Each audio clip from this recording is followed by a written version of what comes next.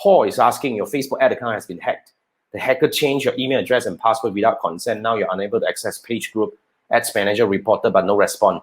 To be very frank, the only thing you can do, because even when we are like a preferred partner, when I take your case in, the max I can do is really to go through some submission and all these kind of thing. Meaning that we can try to get Facebook to escalate, and you are able to submit certain data, meaning that like your identification and all this kind of thing to get your account back. But usually we will only do this for Facebook page being taken, by someone else, or being hostile take away or take over kind of thing. But Facebook profile, to be frank, we did it once, but it's a very, very long process. You can actually try to chat with Facebook.